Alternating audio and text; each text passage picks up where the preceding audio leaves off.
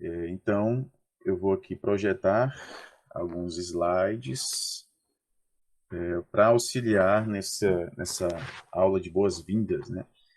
E também fiz esse encontro aberto, né? Assim, você não precisa estar no curso, né? Você está no curso para assistir essa aula. Até porque tem gente que não conhece, né? E é interessante, né? Você conhecer, saber o que a gente vê no curso, né? Os estudos, enfim, e tirar algumas dúvidas, tá bom?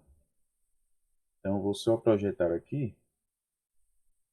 Vou falar sobre algumas obras, dar algumas dicas também. Como é o nosso primeiro encontro de 2021, a gente não vai poder ver tudo, obviamente, né? Eu vou ficar aqui frequentemente autorizando o pessoal a entrar na sala, né? Porque eu sempre, nas aulas, não sei se vocês, nas aulas de vocês faziam isso, né? Abriam duas contas no Meet, né? Uma para passar os slides e a outra para ver, né? Os slides sendo passados, ou então ver se há alguma discussão no grupo, né? Se as pessoas estão comentando alguma coisa, né? A gente acaba tendo de ser aqui nesse ensino remoto, né? Sendo multifuncional, né? Mas é isso mesmo, né?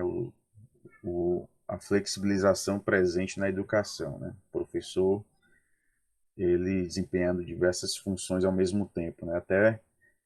Até montando aulas com vídeos, né? Enfim.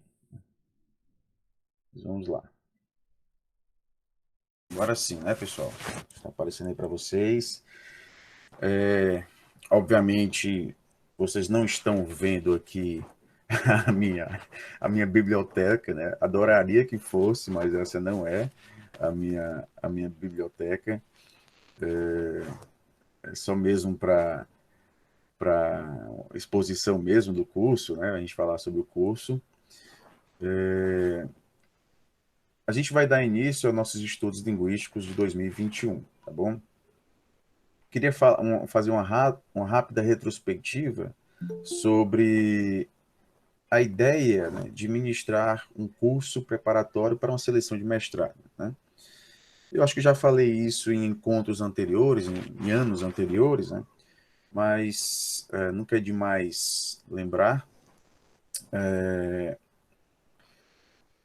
Em 2016, assim, eu sou de Fortaleza, né? A minha formação, a minha graduação eu fiz na Universidade Estadual do Ceará, né? Aqui na UES, em letras português e francês, né? E toda a minha pós-graduação, né, o mestrado e o doutorado eu fiz na Universidade Federal do Ceará, né? Então, praticamente toda a minha vida acadêmica foi aqui mesmo no Ceará, né? Em 2016, já depois de ter terminado o doutorado, eu comecei a organizar alguns grupos de estudos. Grupos de estudos voltados para seleção na área de linguística, né? A ideia inicial era fazer um grupo de estudos voltado para a seleção de mestrado em linguística da UFC, né, Universidade Federal do Ceará. E na UFC, no edital, ela lança alguns livros, né, a bibliografia para a gente estudar, para fazer a prova escrita, né, no mestrado acadêmico. Praticamente todos os mestrados acadêmicos tem uma de suas etapas, né, prova escrita, né, eles lançam uma bibliografia, você devora essa bibliografia, né, para fazer a prova escrita, né. Aí, em 2016, a gente fez um grupinho de estudos, né, se eu não me engano, eram quatro colegas, né, que a gente fazia os estudos aos sábados à tarde. Olha, você sair de casa e estudar sábado à tarde, a gente estudava, era num galpão, lembro, assim, um galpão. E hoje, interessante que hoje, essas quatro pessoas que estudavam naquela época, né, elas já terminaram o mestrado, né, fizeram o mestrado, se eu não me engano, uma já está no doutorado, né. Isso não quer dizer que todo mundo passou de primeira na seleção, né. Eu lembro que uma não tinha passado por conta da prova de proficiência, né. e isso também costuma ser cobrado, né? Em alguns exames de mestrados acadêmicos, trazem essa etapa da prova de proficiência, de inglês ou francês, geralmente é inglês ou francês, né? E o problema de você se dedicar muito à bibliografia da seleção, né? Estudar muita linguística, e deixar o inglês ou o francês de lado, e isso acabou causando um problema, né? Porque a prova de proficiência era a primeira etapa. Então você só partia para a prova escrita, né? Se passasse na prova de proficiência, né? E a prova de proficiência de inglês nesse ano foi muito difícil. E alguns não passaram. Consequentemente, não chegaram a fazer a prova escrita, né? Mas depois, né, estudaram mais inglês, enfim, né, e acabaram sendo aprovados, né, em ambas as etapas, né. E os mestrados acadêmicos também têm a submissão de um projeto de pesquisa, que a gente também vai falar aqui, ok? Então, só queria dizer que essa ideia surgiu em 2016, né, de fazer uns grupos de estudos, né, especificamente em linguística. Depois, ainda em 2016, já no fim, não, foi em 2017, início de 2017, surgiu a ideia de fazer estudos voltados para a seleção do Prof. Letras, né, do Prof. Letras. Em 2016 já tinha surgido também, mas como o Prof. Letras ele tem a seleção mais restrita, né? Em que sentido? Você só poderia fazer a seleção do Prof. Letras se você fosse um professor concursado, né? Ou seja, pertencesse ao quadro efetivo, né? E tivesse pelo menos uma turma no ensino fundamental, uma turma de inglês, uma turma de português, né, no ensino fundamental. Então, esses pré-requisitos acabavam deixando muita gente de lado, porque a gente tinha colegas que eram professores de português, mas não eram efetivos, eram temporários, né? O Profiletas pede isso, né? Você tem que pertencer ao quadro efetivo, tá bom? Pelo menos foi assim até o último edital. É provável que permaneça dessa forma, né? Uma das prescrições, né, do MEC, né, que alguns desses mestrados profissionais sejam voltados, né, para os professores da rede pública, ok? Que pertençam aí ao quadro efetivo. Há algumas exceções de mestrados profissionais, como o Profept, por exemplo, né, que é oferecido a nível nacional, né? Para você fazer, basta você ter a graduação. Se você tiver qualquer graduação, você pode fazer a seleção do Profept, é só prova objetiva, né? A primeira versão do Profept teve a prova escrita, a prova escrita, né? Mas depois a gente teve só a prova objetiva. No que diz respeito ao Prof. Letras, nós temos a prova objetiva e a prova discursiva, né? Muita gente se preocupa quando vai fazer a prova do Prof. Letras, né, com a concorrência, né? O engraçado é que muita gente se preocupa com concorrência e muita gente não passa nem para a segunda fase, né? Ou seja, não consegue obter a pontuação mínima para passar para a segunda fase, né? Você tem que ter a pontuação mínima e estar dentro das vagas, né? Mas muitas vezes não consegue nem a pontuação mínima, né? Acertar, salvo engano, 14 questões de 20, né? Você tinha que acertar no mínimo 14 questões para ir para a segunda fase, né? Então, eu sempre digo que nesse tipo de seleção, qualquer tipo de seleção, né, a gente pense mais em passar nas etapas. Primeira coisa, pense em todas as etapas, né? Passe em todas as etapas. Depois a gente vê se vai estar dentro ou não das vagas, né? E se você ficar pensando em concorrência, aí já vai ser um ponto negativo, tá bom? Então pense apenas em passar nas etapas. Ah, eu tenho que acertar 14 questões?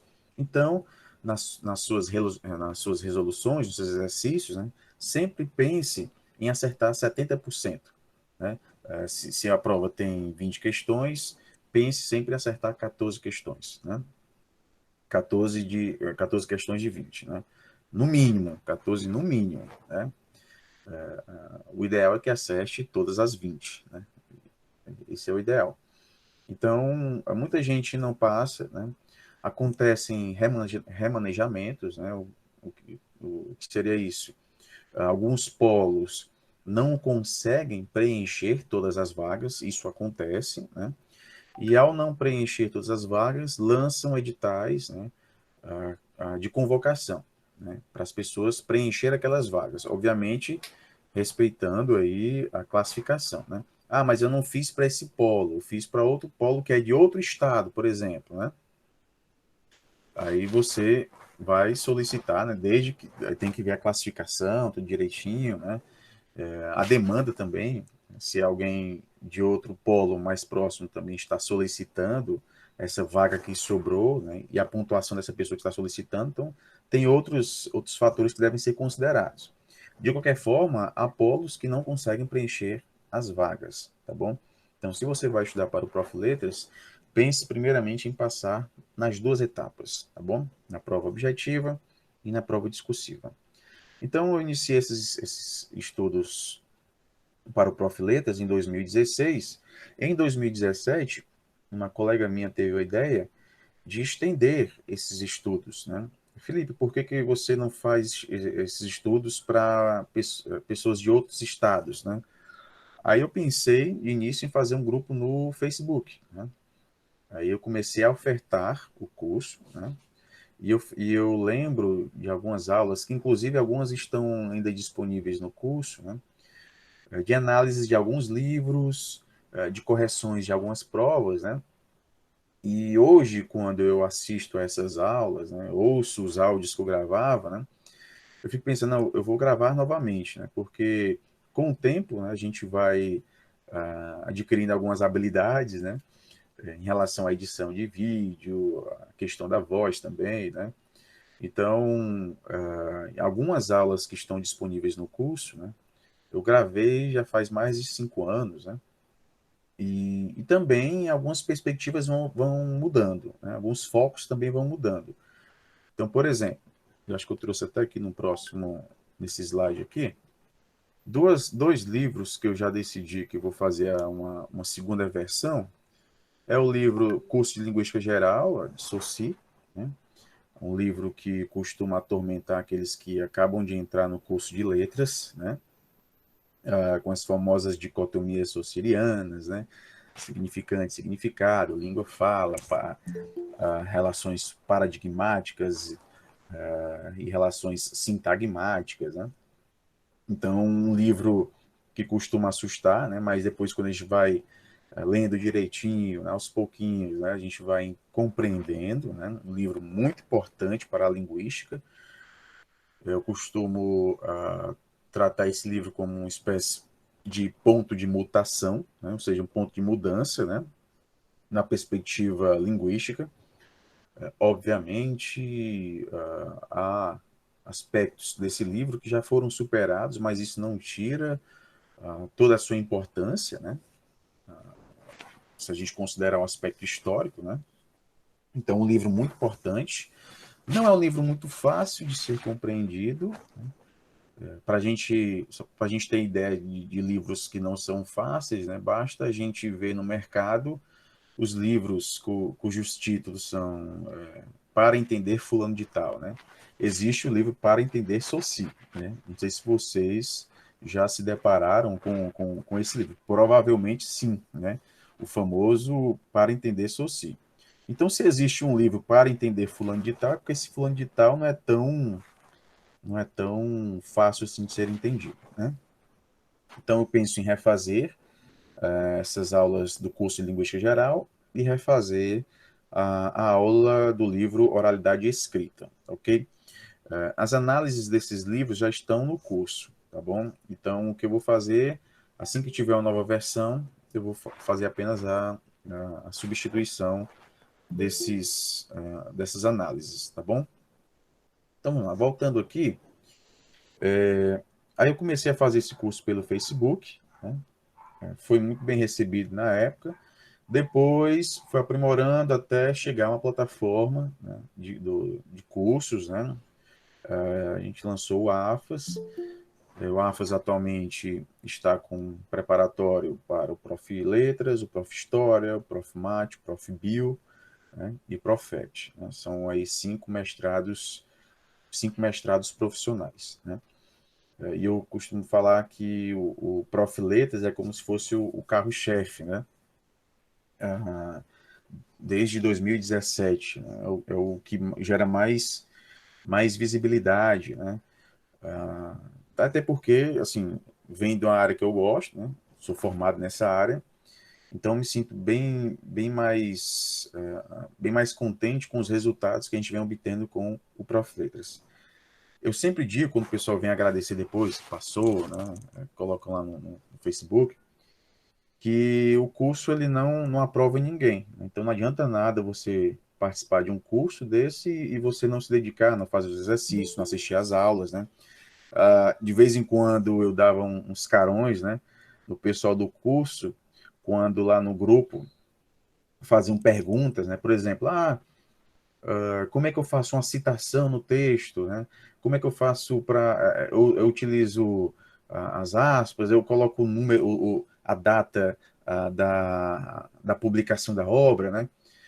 Aí eu via alguns desses tipos de perguntas lá no grupo, eu colocava, pessoal, isso tem na aula tal. Pessoal, assistam a aula tal, né? Porque todas as perguntas que faziam lá, essas perguntas estavam presentes nas aulas. Até porque, e isso foi interessante do ano passado, por isso que eu agradeço muito aos cursistas, porque muito do que está no curso, né? Muito do que está no curso é graças às demandas dos cursistas, né? Tanto é que eu fiz até um módulo no curso do Prof. Letras que era relativo às dúvidas dos cursistas. Então, eles perguntavam sobre voz de autoridade, perguntavam sobre a tipologia da prova discursiva, perguntavam sobre citações da obra, citações na prova discursiva, né? Aí eu fazia aulas, né, específicas sobre essas perguntas, né, que eram feitas no grupo do WhatsApp, né? E agora a gente tem o grupo de 2021, né, do WhatsApp. Aí eu falava, pessoal, assistam às aulas, né? Todas essas dúvidas que vocês têm estão presentes nas aulas, né? As que não estão presentes, eu digo logo, ó, essa dúvida eu vou levar para uma nova aula, né? Então, de 2017 para cá, né, o curso ele mudou bastante, né? Mudou em relação às análises das obras, né? Os módulos, né, que foram acrescentados, né? Módulos específicos para a prova escrita. Eu lancei no ano passado o módulo de analisando as produções reais, né? Às vezes eu ficava até pensando, que nome eu vou dar para esse módulo, né? Não, o nome pouco importa, o que importa mesmo é o conteúdo do módulo, né? E o módulo analisando produções reais, né? Que eu pegava textos, redações que foram submetidas ao exame, né? E analisava essas redações e pegava as notas que foram dadas para essas redações, né, e ia explicando as notas, né. Eu acho que muitos daqui, e talvez tenha algum cursista que participou de 2020, né, esteja também no 2021. A gente tem também cursistas que já estão no Prof. Letras, né, mas estão participando do curso por conta das análises, né, de obras, das discussões que a gente tem. E aí eu pegava o texto e ia dizendo, olha, essa pessoa aqui, ela tirou uma pontuação mais baixa em argumentação porque ela deixou de falar isso, isso, aquilo, né? Para a gente considerar o contexto da prova e tudo mais, né? E aí eu ia explicando as notas, né? E os pontos fracos e os pontos fortes de cada produção textual, né? Produção textual que foi submetida ao exame, né? Ah, professor, e como é que você tem acesso a essas provas? É porque há alguns anos alguns cursistas enviavam a produção para mim perguntando se dava para entrar com recurso, né? Professor, a minha nota foi 8, né? A minha nota foi 8, com essa nota eu já passei, mas eu tenho medo de alguém entrar com recurso e passar de mim, né? O que eu posso fazer aqui, né? Aí, com essas produções, a gente viu o que poderia ser feito, né? Nos primeiros anos do Prof. Letras, os recursos eles eram mais aceitos, né? Agora, nos 2 últimos anos, né, nos 3 últimos anos, é muito raro um recurso ser aceito, né? Por mais que você possa identificar algum equívoco, né, e geralmente eu não identificava equívoco, a banca está sendo até coerente com alguns pontos, O problema é de um ano para o outro, né? De um ano para o outro, a banca pode ser mais rigorosa, mas no mesmo ano ela consegue padronizar a correção. Então, se a correção foi padronizada para todo mundo no mesmo ano, beleza. O problema é haver correções diferentes no mesmo ano, né? Padrões diferentes no mesmo ano. Então, há seleções que a gente vê que teve um rigor maior na correção dessas provas, né? Então, diante dessas provas, com essas provas e com as notas, né, aí eu fiz esse módulo sobre produções reais, né? Para 2021, eu vou pegar também, né, eu vou fazer um módulo, a aula, né, da prova de 2020, né, que teve no ano passado, né? Teve no ano passado, os aprovados ainda não foram, não houve ainda a convocação, né, a matrícula, por conta dessa pandemia, né? A pandemia atrasou tudo. E, assim, em relação à perspectiva para 2021, eu acredito que no andar da carruagem, né, com vacina, enfim, né, pode ser que o edital saia em julho, enfim, para seleção no segundo semestre desse ano, né? A gente não teve seleção do Profiletas em 2019, foi em 2020, né, a seleção, e eu acredito que a gente tenha esse ano também. Se tiver, vai ser no fim, no segundo semestre, tá bom? E os cursos que a gente tem, o Profiletas, por exemplo, eu costumo dizer, olha, o prazo inicial é de, eu acho que são 11 meses ou 12 meses que tem lá, né? Mas é o prazo inicial, no período inicial, porque eu sempre vou atualizando até chegar a data da prova, né? Ah, professor, e se a data for, se a prova for no fim do ano, mas o meu curso vai expirar em julho, né? Aí quando expira, aí você manda uma mensagem para mim, né? Professor, o meu curso expirou, né? Aí eu vou lá e atualizo por mais meses, né? Coloco lá mais meses no curso, até chegar a data da prova, né? De modo que você não fixe um curso antes de ter feito a prova, tá bom? Antes de ter feito a prova. Então, nesses anos, né, houve assim, eu fico muito feliz com o progresso que a gente teve no curso, graças a vocês, cursistas, né, as sugestões que vocês dão,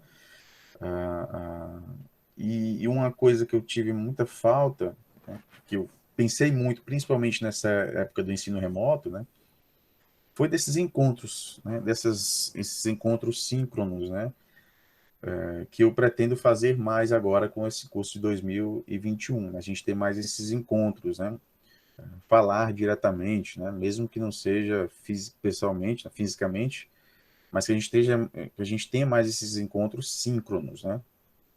Então, a ideia que eu tenho para 2021 é a gente ficar mais próximo nesse sentido, tá bom? Então, quem já está no curso vai ver que já postei a bibliografia para 2021. Vou falar aqui sobre a bibliografia, tá bom? Não postei ainda o cronograma da proposta de estudos para mestrados acadêmicos, tá bom? Por quê? Porque eu pensei o seguinte: a gente está estudando muito linguística, né? Está estudando linguística. Por que que a gente estuda muito linguística? Muito a linguística? Porque eu quero que nas provas discursivas da gente, né, não apenas pensando aqui em Profiletras, né, mas pensando também na vida, né, a gente saiba argumentar, né, e saiba argumentar na nossa área, né. E aí a importância dos estudos teóricos, né, porque quem é professor sabe, né, a gente vive um ativismo muito grande, né, principalmente professor da educação básica, né. Eu lembro que eu trabalhava, cheguei a trabalhar os 3 expedientes, né? Trabalhava manhã e tarde na prefeitura e à noite trabalhava no ensino médio no estado, né? E quando a gente parava para pensar, né, a gente tinha virado uma espécie de máquina de dar aula, né? A gente é como se fosse uma máquina de dar aula, né? É como se tivesse mecanizado tudo, né? Você chega, pega o livro didático, abre naquela página, já sabe as perguntas que vai fazer, já sabe o texto que vai ler, né, o conteúdo que vai abordar, o que você vai escrever na lousa, né? Então fica tudo muito mecânico, né? E os estudos teóricos a gente vai deixando de lado. Os estudos teóricos, eles são importantes. São importantes. Não é questão de, na teoria é uma coisa e na prática é outra, né? A teoria ela vai ajudar muita gente a compreender a prática, né? E o Prof. Letras, pessoal, ele é um mestrado profissional e muitos mestrados profissionais, e aí vem uma das principais diferenças do mestrado profissional para o mestrado acadêmico, né? É justamente a perspectiva de pesquisa que é desenvolvida, né? Os mestrados profissionais costumam desenvolver pesquisas mais aplicadas, né? No caso do Prof. Letras, né? Pesquisas que estejam voltadas mais ao chão da escola, né? Mais ao ensino, né? Então é como se a sua pesquisa no Prof. Letras tivesse de dar um retorno para o ensino, ok? Já os mestrados acadêmicos, isso não quer dizer que em um mestrado acadêmico você não possa também desenvolver uma pesquisa voltada para o ensino. Pode, mas geralmente são linhas de pesquisas mais específicas, como por exemplo a linguística aplicada, né? Linguística aplicada à área de formação de professores. Nos mestrados acadêmicos a gente encontra é mais comum a gente encontrar aquela linguística mais bruta, né? Mais dura, né? É como se Saussure fosse muito comum no mestrado acadêmico, né? E Marcos Bagno, Irandé Antunes, Roxane Rojo, né? Fossem mais comuns no Profiletos, no mestrado profissional, né? Porque são pesquisadores que, assim, mais próximos, né, do chão da escola, tá bom? Então, é importante a gente ter esses estudos, ok? E também para dar alguma ideia, né? Se você pensa em fazer algum mestrado acadêmico, né, na sua região, né, provavelmente na seleção de mestrado acadêmico da sua região, você vai encontrar alguns dos livros que estão no nosso curso, tá bom? Então, eu busquei fazer aqui uma seleção de livros que abrangesse áreas diferentes, tá bom?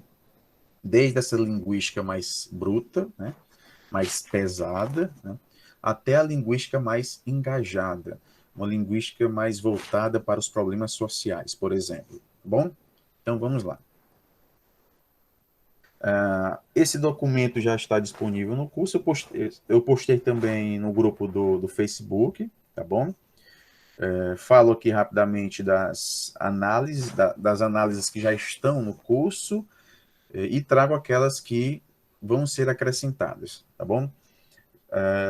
Uma colega perguntou sobre a correção do exame, né, do último exame. Eu vou postar nesse final de semana, né? Nesse fim de semana eu vou postar a correção do último exame, tá bom? Na plataforma de 2020 e 2021, porque ainda tem alguns cursistas que têm acesso ao curso de 2020, tá bom?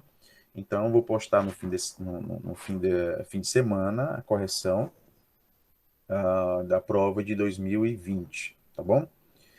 E já pensar também no módulo, naquele módulo de corrigindo produções reais, né? Já pensar na aula de produção real de 2020, tá bom? Porque eu tenho acesso a algumas provas, né? Algumas provas que alguns cursistas me enviaram, né?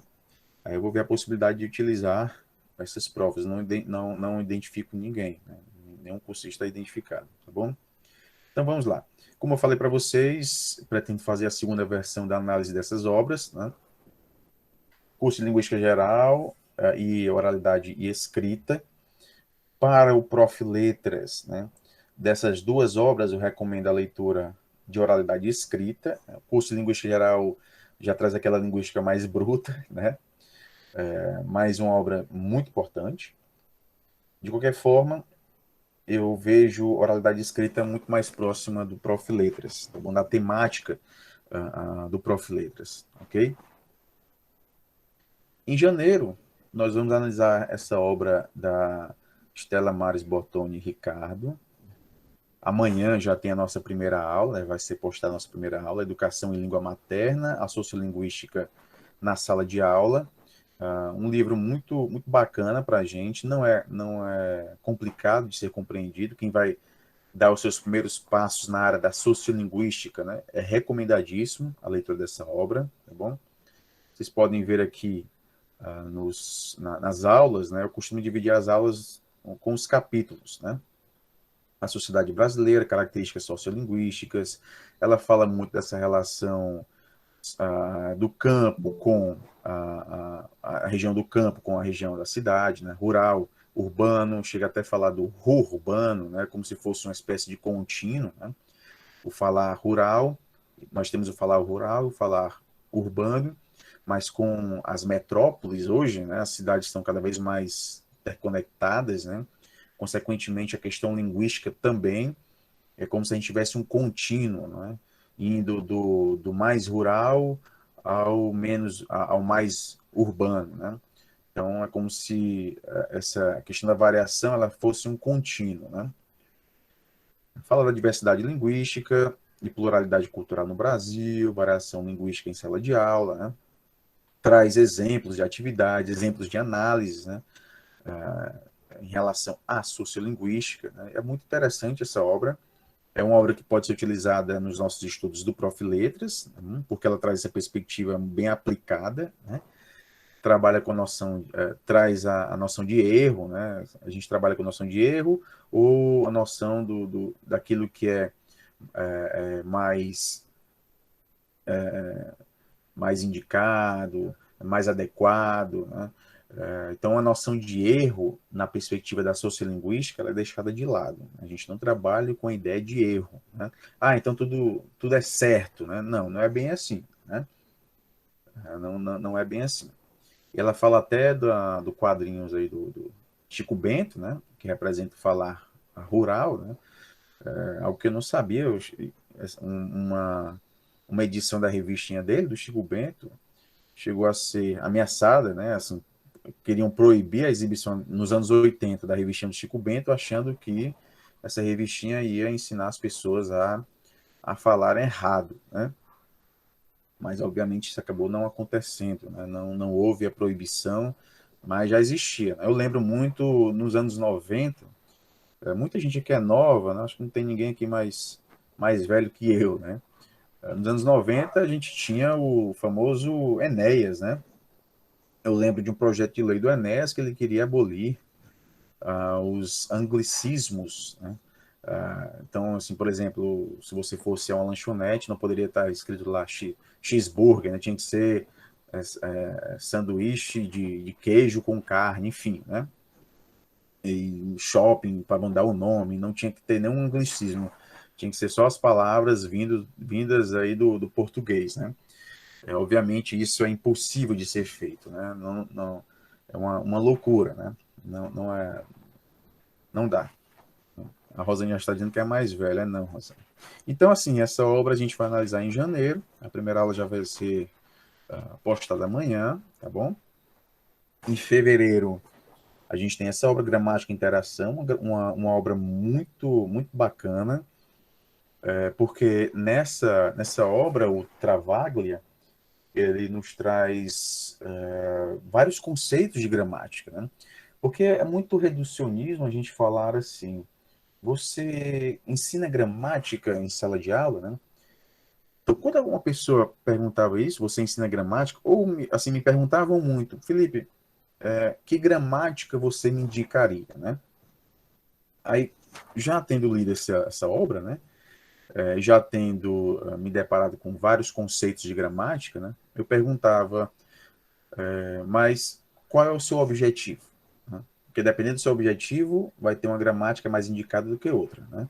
E quando me perguntava, você ensina gramática em sala de aula? Né? Eu perguntava, o que você entende por gramática? Né?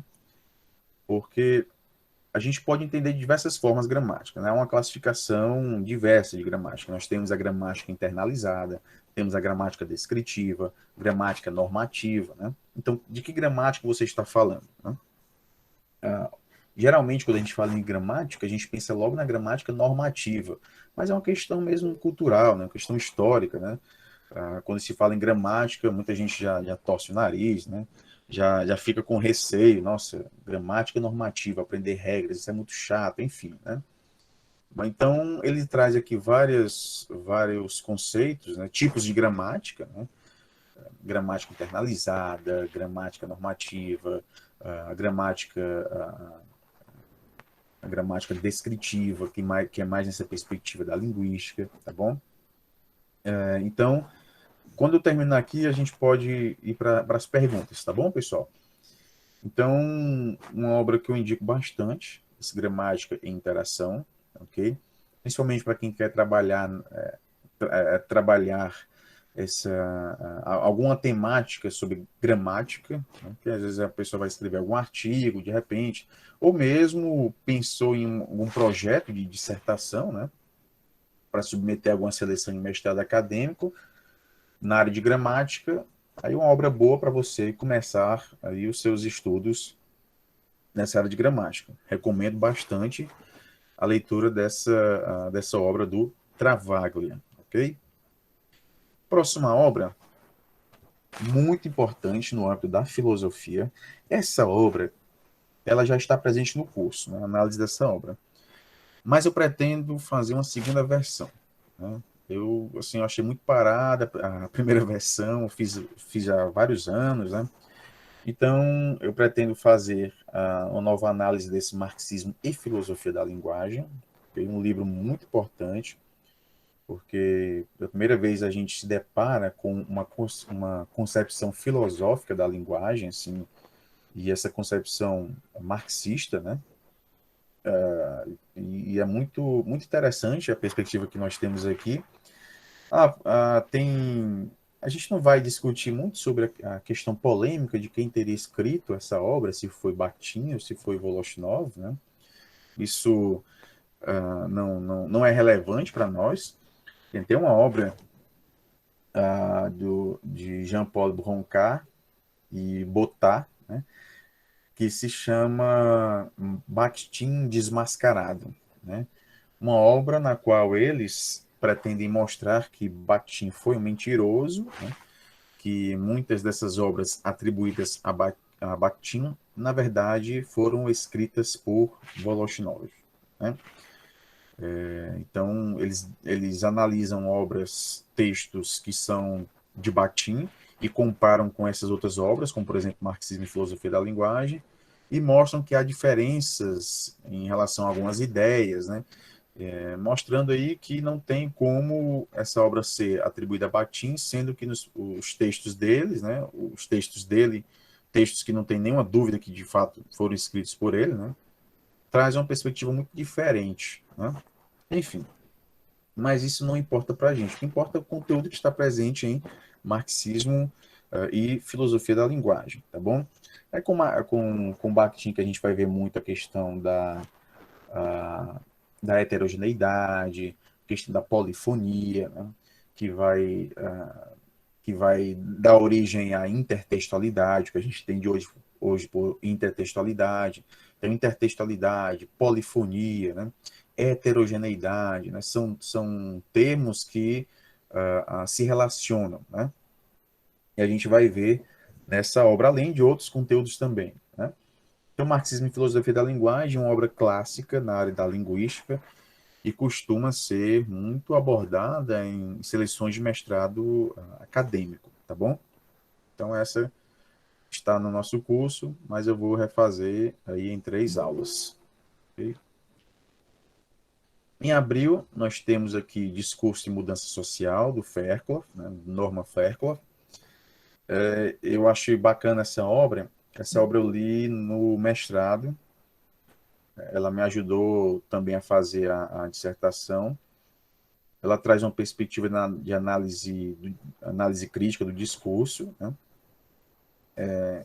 Fairclough mostra que há formas, né? Há formas e formas de você manipular as pessoas por meio do discurso, né? Então ele trabalha isso, essa questão de manipulação no discurso, traz, por exemplo, jornais, né? Exemplos em jornais mostrando como os jornais podem manipular as pessoas, né? E eu sempre me interessei por isso, essa parte mais engajada da linguística, né? Essa parte mais parcial, né? Ou seja, que não é neutra da linguística, né? Então, uma obra bacana, eu acho que vocês vão gostar, né? Principalmente dos exemplos que são utilizados, né? Porque, assim, eu gosto de fazer análise de uma obra e comparar com algo que a gente está vendo, né? Então, olha, isso que ele está dizendo aqui, a gente pode ver, por exemplo, nessa entrevista, na fala dessa pessoa aqui, né? Nessa propaganda, enfim, para a gente ter esses exemplos mais práticos, né? Para não ficar muito, assim, não ficar apenas no âmbito da teoria, né? Então, a gente vê na prática a teoria sendo aplicada, né? A gente fala da linguística aplicada, né? Aplicação de linguística, né? Então, a gente vai ver essa obra, Discurso e Mudança Social. É um livro muito conhecido na área de análise do discurso, tá bom? Ver aqui mais. Em maio, a gente vai ver o livro Argumentação, de José Luiz Fiorin, né? Obviamente, quando eu coloco aí apenas 3 aulas, né, problemas gerais de argumentação, na verdade, essas 3 aulas são as partes do livro, né? Porque se a gente pegar, por exemplo, esses problemas gerais de, de argumentação, a gente vai ver argumentação em discurso, argumentação em inferência, inferência lógica, inferência semântica, formas de raciocínio, fatores de argumentação, o ethos do enunciador, o auditório. Ele faz referências também à retórica. A gente vai ver muito. Quando a gente fala de argumentação, a gente faz muita referência a Cícero, né? Aos gregos também, principalmente aos romanos. Né? A gente vai ter essa viagem no tempo também, né? Desde os grandes oradores, né? E já pregar, porque muito do que a gente vê na argumentação hoje, né? A estrutura da argumentação remete aos clássicos, né? Aí a gente vai até a antiguidade clássica, ok? Então, um livro importante para a gente, né? Até porque a tipologia cobrada, né? No Prof. Letras, na prova discursiva, ela traz um texto argumentativo, né? Eu sempre falava assim, ó, pessoal, em relação ao gênero, né, ao gênero textual, a gente já teve artigo de opinião, a gente já teve carta aberta, a gente já teve um ensaio acadêmico, né, esses gêneros textuais. Independentemente do gênero textual, talvez o mais importante seja a tipologia, porque sendo um gênero ou outro, a gente sabe que vai ter que seguir a tipologia argumentativa, tá ok? Então, você seguindo a tipologia argumentativa já é meio caminho andado. Você trazendo as vozes de autoridade, você estruturando o seu texto com introdução, desenvolvimento e conclusão, já é meio caminho andado. São alguns aspectos estruturais, né, que vão levar para o seu texto para atingir um gênero que seja um artigo de opinião, um ensaio acadêmico, ou mesmo uma carta aberta. Né? São pequenos aspectos estruturais, né? Mas o principal mesmo, a base, né, que eu vejo é justamente a tipologia argumentativa. Né? E quando a gente analisa os critérios de correção, porque eles divulgam também, né, os critérios que foram utilizados na correção da sua prova discursiva. Aí, desses critérios, a gente encontra lá utilização de apenas um argumento forte, aí tanto. A utilização de 2 argumentos fortes e conectados ao texto, aí vale tanto, né? Então, sempre defendo a utilização de mais de um argumento no seu texto, né? Utilizar as vozes de autoridade, né? A gente fazer as citações, né? Quem aqui já teve a experiência de corrigir e avaliar as redações do Enem, né? Sabe que existem aqueles pensadores que são pensadores coringas, né? Assim, aquelas citações coringa, né? Os candidatos decoram citações de pensadores, né? E não importa que tema for, eles conseguem conectar aquela citação naquele tema, né? Pode ser o tema que for, exploração sexual, imigração, a lei seca, feminicídio, enfim, eles pegam uma espécie de citação coringa e conseguem conectar, né? No Prof. Letras, né, há alguns pensadores que a gente consegue conectar, né, em vários temas, né? Isso também pode acontecer. Mas o que eu sempre prego, né, é que você não precise decorar citações, mas que você, lá diante do tema, né, você, isso aqui faz referência a um texto que eu li, eu vou citar essa pessoa, beleza. Eu não defendo a mera decoreba de citação, né, mas eu trago alguns autores, né, que, olha, se a temática do Profletas da prova discursiva for essa, a gente pode utilizar esses autores aqui, né? Esses autores são considerados como vozes de autoridade em relação a esse tema. Se fosse outro tema, aí esses autores aqui são indicados, né, para você citar, tá bom? Então vamos lá, vamos dar sequência. A gente chega aqui ao preconceito linguístico de Marcos Wagner. Talvez muitos de vocês já tenham feito a leitura desse livro, né? Esse livro foram dois livros que me impulsionaram para os estudos linguísticos, né? Para continuar os estudos linguísticos. O preconceito linguístico de Marcos Wagner, que trouxe essa perspectiva de um pesquisador engajado, né? Um pesquisador que vai para a luta, né? No sentido de propor mudança social, né? E ele propunha isso, propõe ainda, né, nesse livro Preconceito Linguístico, principalmente para quem está começando agora nos estudos linguísticos, né, esse livro é bem impactante, né, porque ele desconstrói muitas visões que você tem, muitos preconceitos que você tem, né, em relação à língua, né, então é muito bacana esse livro. Depois você vai se aprofundando mais, né, porque o Preconceito Linguístico é um livro pode ser considerado como um livro de divulgação, né, para apresentar um problema para você. Aí, se você quiser ir fundo mesmo, aí você vai para as leituras mais brutas, né, mais pesadas.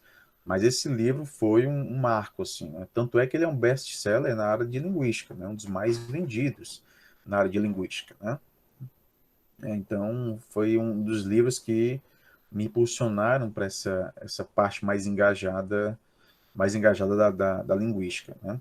Ele traz a mitologia do preconceito linguístico, o círculo vicioso do preconceito linguístico, a desconstrução do preconceito linguístico e contra a linguística e contra os linguistas, ok?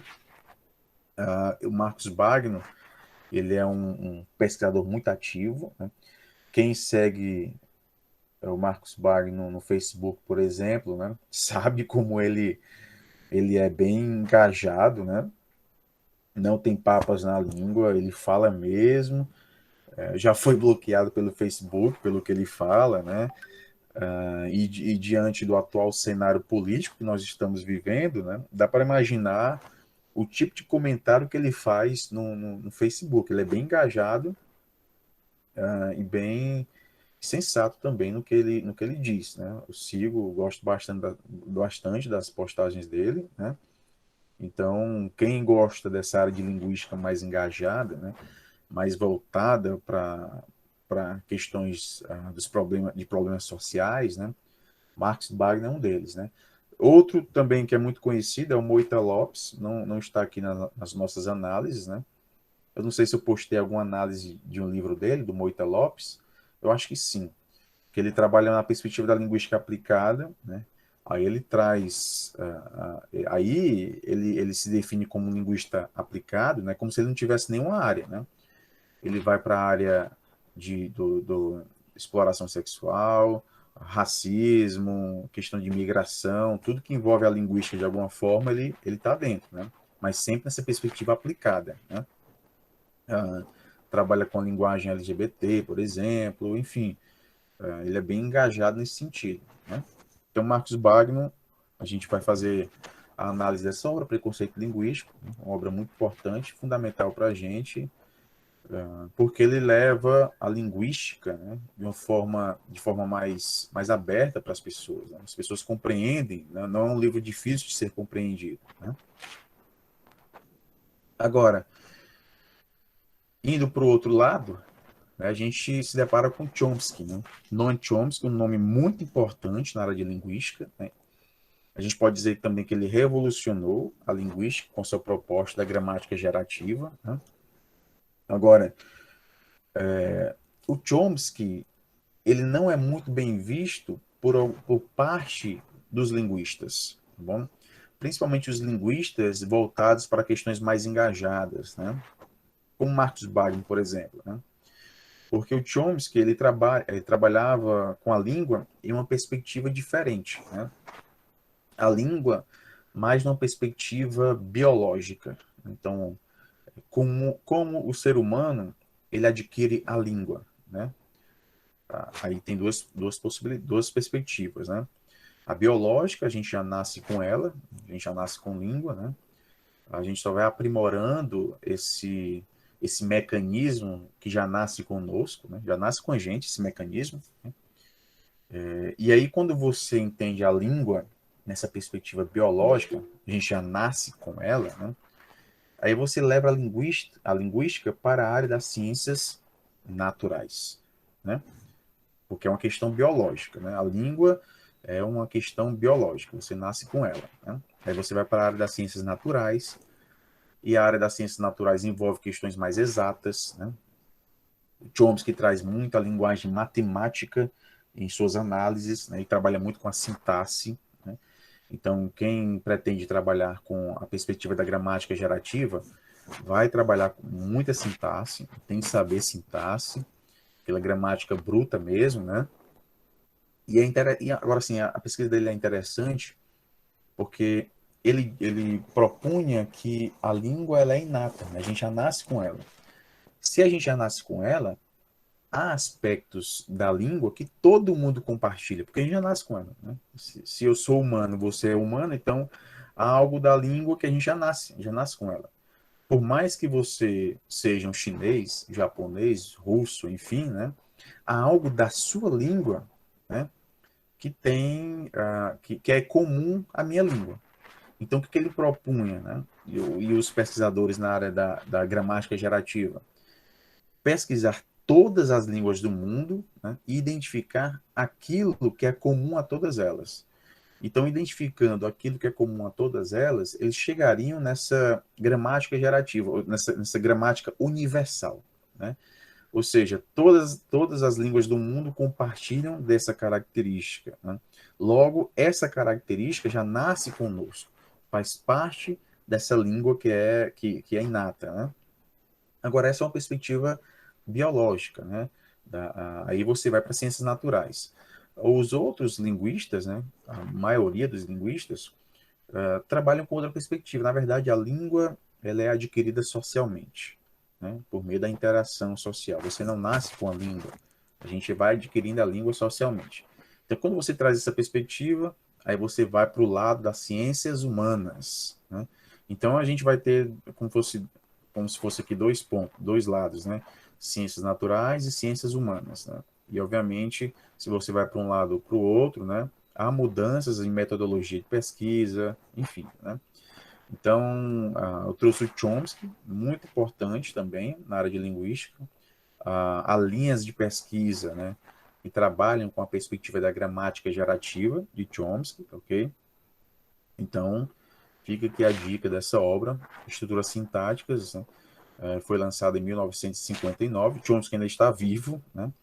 Ele deixou os estudos linguísticos, né, e se dedicou mais à questão da política internacional. Né? Ele é um grande crítico dos Estados Unidos, né, em relação à política americana. Né?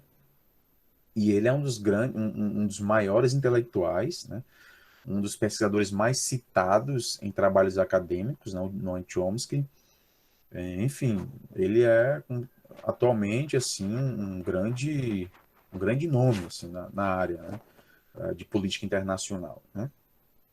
Tem até no YouTube um debate que ficou clássico, né, ficou muito conhecido entre ele e Foucault. Né? E é bacana, né, você ver dois intelectuais debatendo, se foi no início da década de 80, o fim da década de 70, dois intelectuais debatendo, ele falando em inglês, o Foucault em francês, e ambos se entendendo ali, né? Muito bacana, né? Você vê direitinho o nível, né? De estudos, né? Mas vamos lá. Em agosto, a gente vai para a história sociopolítica da língua portuguesa, Carlos Alberto Faraco, né, um pesquisador também que se aproxima muito dos estudos que a gente pode utilizar no Prof. Letras, né, que ele traz também essa perspectiva engajada, né, trabalha com a ideia de que não há esse erro, né, o que há o mais importante do que você falar, mais importante do que você falar que alguém errou é entender como isso aconteceu, né? Por que, que a pessoa falou daquele jeito, né? E a gente traz essa obra, História Sociopolítica da Língua Portuguesa, para entender mesmo, né, da nossa língua, né? Desde do início, né? O português vem do latim. Calma, não é bem assim, né? Não é bem assim. É um reducionismo muito grande a gente falar o português veio do latim, né? Não, quando a gente fala isso, a gente pensa logo que veio direto, né? Não, né? A gente vai ver a importância do galego, né? Por que que o nome é português, né? E não outro nome, né? Aí é uma questão política que está envolvida também na atribuição dos nomes, né? Das línguas, né? E tem toda uma questão política aí, por que que é português, por que que não é galego, por exemplo, né? A gente vai ver isso, mas também para a gente compreender e conhecer mesmo a história da nossa língua. É muito interessante a gente ver um pouco sobre isso, né? As primeiras gramáticas de língua portuguesa, né? As transformações da língua portuguesa. É bacana, eu tenho certeza que vocês vão gostar também. Né? Indo aqui para a análise do discurso, a gente parte para Dominique Manguinot, é muito conhecido também na área, né? Não é apenas análise do discurso, mas é também analisar criticamente esse discurso. Né? E Manguinot, ele trabalha muito com a linguagem jornalística, a linguagem que a gente vê em revistas, linguagem que a gente vê em sites, né? Sempre buscando mostrar o que há por trás dessa linguagem. Né? E o que eu acho bacana na linguística, nessa linha, né, da linguística, é exatamente isso. É você buscar o que está por trás daquele texto. Qual é o objetivo daquele texto? Né? É apagar um determinado sujeito e destacar outro? Né? Por que, que ele falou assim e não falou de outra forma? Né? Então, analisar o discurso é isso, né? É você identificar também estratégias de manipulação, que acontece muito, muito, principalmente no discurso político, no discurso jornalístico acontece também, né? E o Dominique Manguinot também trabalha nessa perspectiva, né? Então, a gente vai ver aí essas aulas, né? Enunciados sem texto, noção de enunciado, a noção de autor em análise do discurso, o que é o autor, né? O que é o ethos, e apresentação de si nos sites de relacionamento, né? Historicidade de um gênero de discurso, o sermão, enfim, a gente vai se deparar com essa obra em setembro. Outra obra que eu utilizei também muito na época que estava no mestrado é essa do Van Dijk, Discurso e Poder, né? Que ele também trabalha nessa perspectiva da análise crítica, né? Eu acho muito interessante porque ele traz também esse discurso de manipulação, né? Discurso de manipulação na esfera jornalística também, né? Como as pessoas expressam seu poder por meio do discurso. Eu recomendo até uma obra de Michel Foucault, a Microfísica do Poder, né? As relações de poder existentes na sociedade, né? E o Van Dijk, ele mostra isso, mostra como esse poder se manifesta na linguagem, né? Traz um capítulo muito interessante que é discurso e racismo, também muito bom, né? Como o racismo se mostra no discurso, na famosa expressão, eu não sou racista, mas o que vem depois desse mais já mostra que a pessoa é racista, né? Eu não sou racista, mas não queria que ficasse perto de mim, né? Enfim, né? Então ele trabalha, né, nessa perspectiva a negação do racismo, como no racismo ele é negado, porque na própria negação você pode mostrar que é um racista, né? Discurso político, discurso manipulação, uma obra também que traz essa perspectiva bem engajada, né? Eu acho bacana essa obra Discurso e Poder. E aí, em novembro, em dezembro, a gente vai trabalhar com Banveniste, né? O Banveniste eu comecei a estudar na UFC, na Universidade Federal do Ceará, porque ele era cobrado para seleção de mestrado e doutorado, né? Se eu não me engano, era mais para o doutorado. Problemas de Linguística Geral, né, do Banveniste. Muito bom. E essas obras, elas são muito difíceis de serem encontradas, né? Então, assim, era uma raridade você encontrar uma obra dessa. No nosso curso, salvo engano, eu postei alguns capítulos de Problemas de Linguística Geral 1. Né? Então, já estão disponíveis lá, mas eu vou fazer uma reanálise, né? Vou fazer uma segunda versão, uma versão aprimorada, né? Porque eu gosto muito dessa obra e pretendo fazer uma versão um pouco mais diferente, tá bom? Então, Problemas de Linguística Geral, do Emile Benveniste, uma obra muito importante também, né, para nós e para aqueles que pretendem fazer seleção de mestrado acadêmico, né?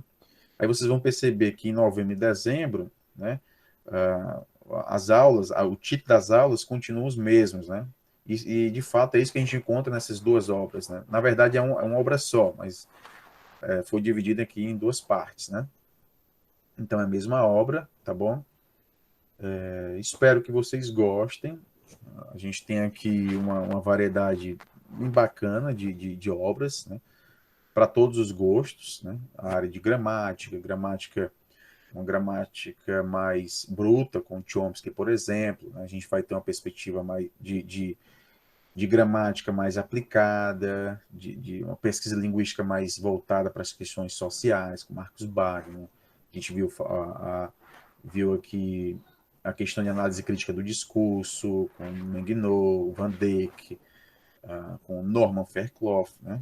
Norman Fairclough. Então, eu acredito que a gente vai aqui abranger uma diversidade de perspectivas, o que é bom porque nos mestrados acadêmicos a gente encontra linhas de pesquisas diferentes, né? Então, pelo menos uma obra você vai ver que está presente em alguma citação, né, de uma linha de pesquisa, tá bom? Eu acredito que vocês vão encontrar. E aí, para 2022, né, a gente vai ver aqui, acredito que devo postar a obra de Saussure, né, de Fernando de Saussure, e aquela de oralidade que eu citei no começo aqui da explicação. Né? Vale lembrar que a gente vai ter os estudos para os mestrados acadêmicos, né? Vou postar aulas sobre a elaboração do projeto de pesquisa, a prova escrita, né? Ah, professor, você vai orientar projetos? Não. Eu não vou orientar projeto, não vou me deparar com os projetos de vocês, ler e orientar, não. Até porque não tenho como fazer isso, não dá para fazer isso, né?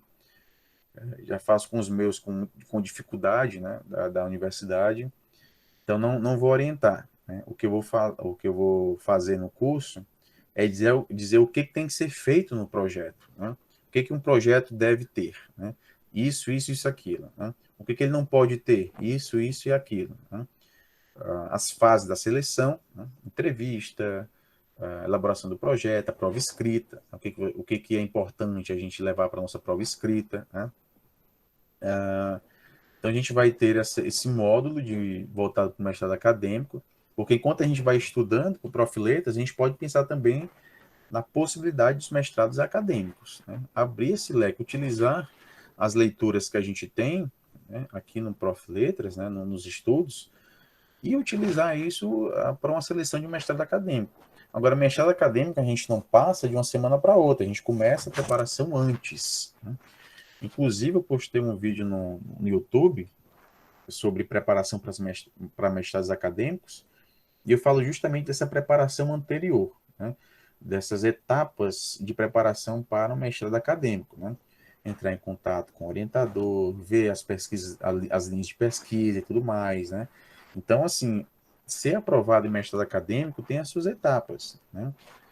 É muito ruim quando você se inscreve, por exemplo, tem um mestrado agora que vai encerrar as inscrições, acho que dia 15. e você não viu nada ainda, faz a inscrição no dia 15, faz tudo nas coxas, enfim.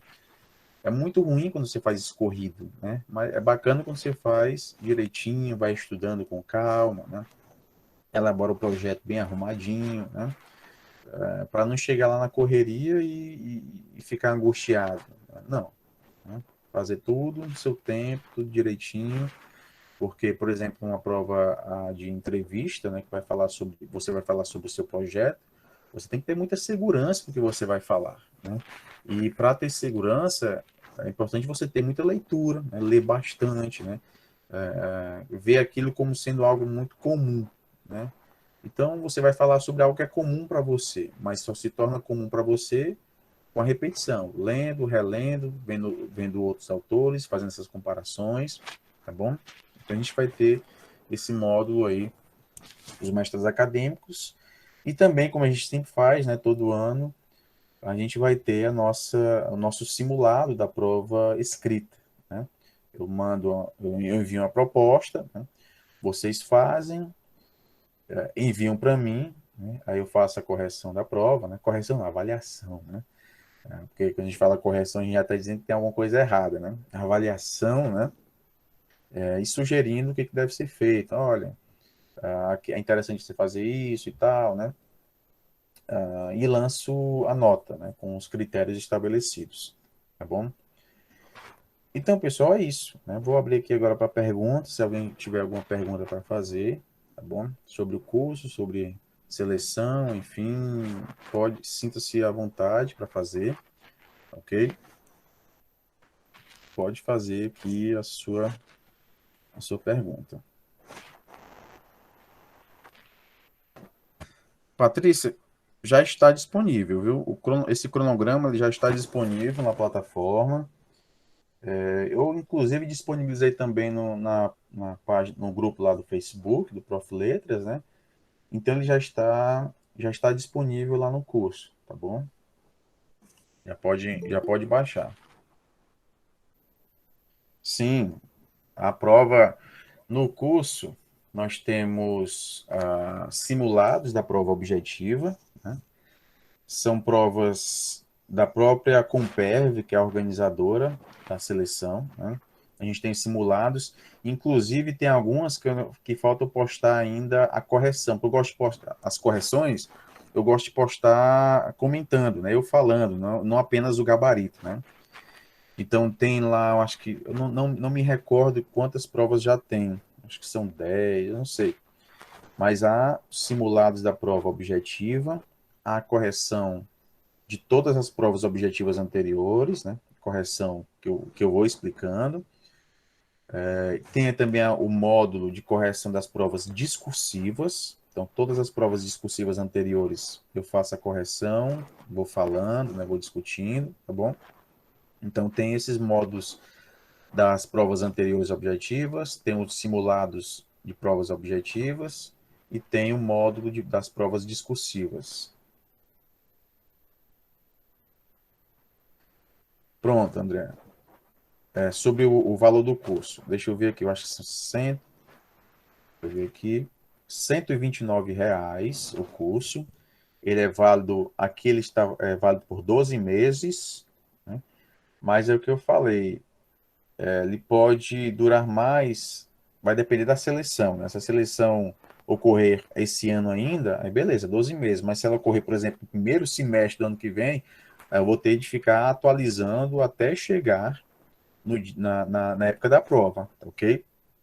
Agora, esse valor de R$ 129, né, ele vai ser alterado em fevereiro, né? Ele vai haver um acréscimo, né? Provavelmente ele vai para R$ 149, ok?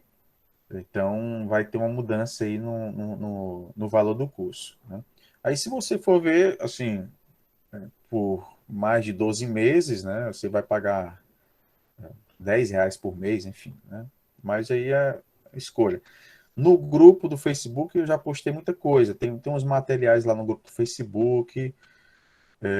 No canal do YouTube eu postei algumas aulas também, tá bom? Tem algumas coisas que você pode ver lá. quem está no grupo de 2020 vai acessar, assim, vai acessar o curso de 2020 até expirar, né? Esse curso de 2021, ele já traz essa bibliografia que eu mostrei agora, né? Aí o curso de 2021, não, né? Então, você vai usar o curso de 2020 até expirar o prazo lá, mas para o curso de 2021, não. 2021 ele já traz essa bibliografia que eu expliquei aqui para vocês, né? E também esse módulo de aulas voltadas para mestrado acadêmico, né? Pode, André, pode perguntar. Pronto. Ok, André, enquanto você vê aí, Viviane, eu vou postar aqui o grupo para você, viu? Eu vou abrir aqui rapidinho no Facebook e vou postar aqui o link do grupo do Facebook. Diga lá, André. Boa noite, Antônio. Boa noite. Eu já participei de uma seleção do Prof. Letras em 2017, eu creio. E você falou uma coisa que eu vim realmente atentar agora. Você precisa tentar focar, tentar passar nas duas etapas. Eu não acertei 14 questões, que era o mínimo, eu acertei 13 questões, então minha redação nem foi corrigida. Tá, até aí eu tentei em 2019 um mestrado acadêmico na Universidade Estadual do Pará. Das 8 vagas, eu fui o 9º colocado. Ninguém desistiu, eu fiquei fora. E depois eu conversei com uma professora, ela dizia que eu tinha que ter foco, focar num projeto, verificar as peculiaridades da banca e tudo mais, o que a banca quer. Aí eu entendi o recado dela. Só que eu tenho uma certa dificuldade em elaborar um projeto de pesquisa, essas situações, porque eu mesmo tinha um foco de trabalhar questões do letramento. Uhum. Foi uma coisa que eu desenvolvi ainda na licenciatura, na especialização e queria focar melhor no mestrado. Se eu entrar nessa plataforma de você, no caso, tem algo, você pode me orientar algo assim para um projeto para mestrado acadêmico? Pronto. O que a gente vai ver no curso? Uma aula, ou mais aulas, né? De módulo estudos para mestrados acadêmicos. Por exemplo, uma aula sobre projeto de pesquisa. O que eu faço? Eu pego alguns editais de mestrados acadêmicos, vejo a fase do projeto, porque geralmente essa fase de projeto costuma ser a primeira fase, você só faz a prova escrita se passar no projeto, ou às vezes ao contrário, você faz primeiro a prova escrita e se passar vem a avaliação do projeto. Então, o que eu vejo? Eu vejo no edital a parte do projeto, porque lá no edital ele diz como é que ele quer esse projeto. O projeto tem que ter justificativa, problematização, metodologia, tarará, tarará. Pronto, o que eu faço? Eu vejo esses tópicos que são cobrados no projeto e vou discutindo cada tópico desse, né? Aqui na justificativa você vai escrever isso, isso, aquilo. Você não pode escrever, enfim, na justificativa você vai defender a sua ideia. Eu costumo pedir que a pessoa escreva 3 justificativas, uma social, uma acadêmica e uma pessoal. Por que esse tema é importante para você? Por que esse tema é importante para a academia, ou seja, para aqueles que estão pesquisando essa área, e para o social? Qual é a importância da sua pesquisa para o social? Ele vai contribuir alguma coisa? Então, por exemplo, na justificativa eu peço sempre esses 3 pontos. Aí a gente faz. Pode ligar aí, está muito alto. Pronto, beleza. E aí a gente pode ir na metodologia. O que a gente escreve na metodologia? Que tipo de que abordagens a gente pode pôr na metodologia? Se você vai fazer uma pesquisa bibliográfica, se você vai fazer uma pesquisa documental, se vai fazer uma observação participante. Então, o que a gente vai ver é a estrutura do projeto. Né? A estrutura do projeto, vai ver a prova escrita, né? O que a gente deve escrever em uma prova escrita, o que a gente deve evitar em uma prova escrita. a parte da entrevista também. O que eu não vou fazer é pegar o texto de cada um, ler e dizer, ó, você tem que fazer isso, aquilo. Não tenho como fazer isso. Então, o que nós vamos ter nesses módulos, né, é justamente a explicação de cada ponto do projeto. O que você deve escrever em cada ponto do projeto, ok? É isso que a gente vai, que a gente vai ter. Agora, a dificuldade que você tem é muito comum, né, de foco, né? De a gente ter uma ideia de um projeto e sair escrevendo, mas essa escrita não está de acordo com a escrita acadêmica, né? Ou não está de acordo com a linha, o que a linha de pesquisa já vem trabalhando. Eu fiz eu não sei se alguém de vocês já assistiu uma aula que eu fiz, eu acho que faz umas 2 semanas, é justamente sobre essas preparações iniciais para seleção de mestrado acadêmico, né? Eu vou ver se eu posto aqui o link para vocês. Foi um encontro que a gente teve, como esse que a gente está tendo hoje, né? Vou postar aqui para vocês verem depois. Deixa eu ver aqui rapidinho. Pronto, o título é Seleções para Mestrados Acadêmicos, Orientações. Você vai fazer, né? E fala um pouco sobre isso que você falou agora, de conhecer a linha de pesquisa, o professor, a banca. Pronto, tá aqui o link. Coloquei aí no chat, tá ok? Aí você dá uma olhadinha depois que ele mostra esse passo a passo antes de você começar, de você se inscrever no mestrado, né? É você conhecer a academia, né? Conhecer as linhas de pesquisa, conhecer o possível orientador, né? Ou orientadora, tá bom? Então é isso. O mestrado acadêmico ele é menos concorrido do que a seleção de mestrado profissional, tá bom?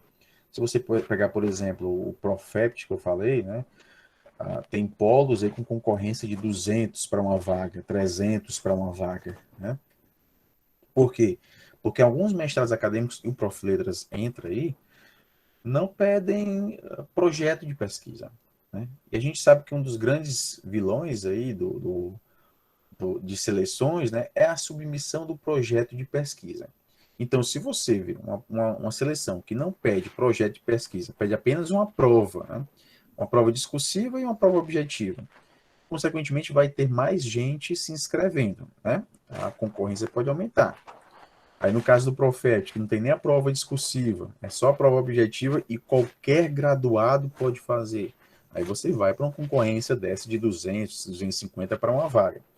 No caso do mestrado acadêmico, a concorrência ela costuma ser menor, mas a preparação, né, é uma preparação um pouco mais complexa, né, porque você vai ter que preparar sua escrita, né, sua escrita acadêmica, já vai ter que pensar num projeto, é importante você ter um contato anterior com aquelas linhas de pesquisa, até mesmo com o orientador, pedindo dicas de leitura, que você está desenvolvendo alguma pesquisa e gostaria que ele indicasse alguma coisa, pesquisar o currículo Lattes do professor, para ver as pesquisas dele, né, de repente citar alguma coisa que ele escreveu, né?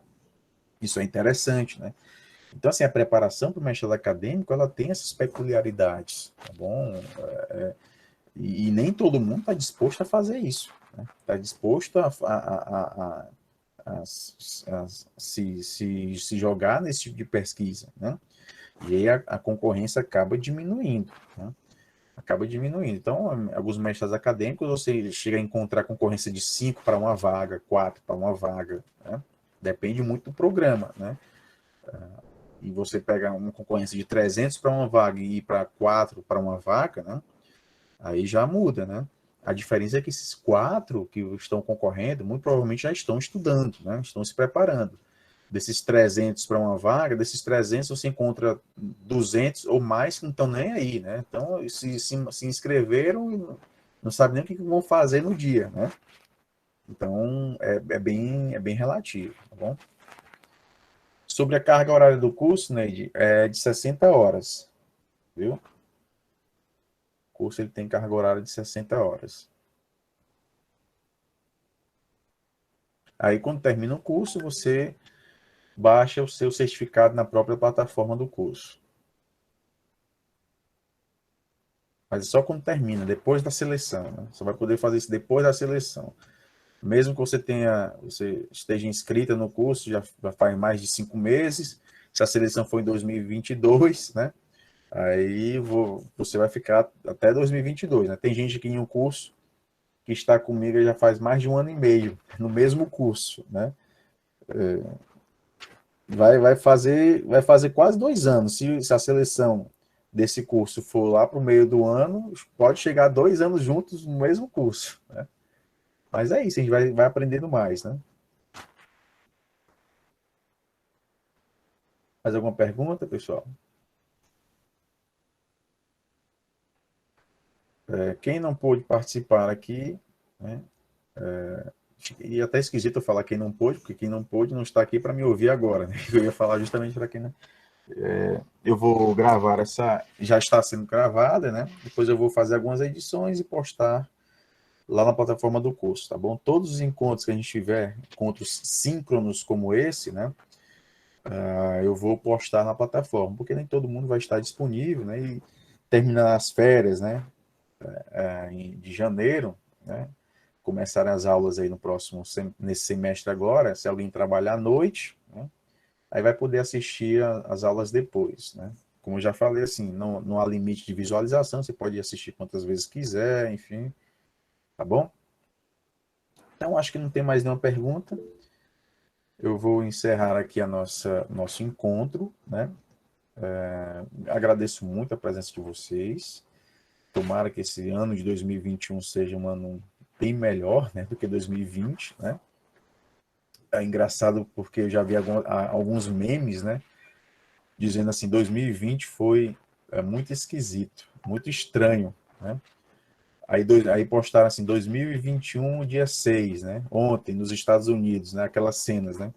Aí, caramba, a gente já está começando desse jeito, né? Começando 2021 desse jeito, né? Mas vamos torcer para ser algo, assim, bem excepcional, né? Que a gente tenha realmente um ano 2021 muito bom, que todos nós estejamos aí vacinados, né? Dentro de alguns meses, né? O mais rápido possível. Estejamos aí livres dessa doença, né?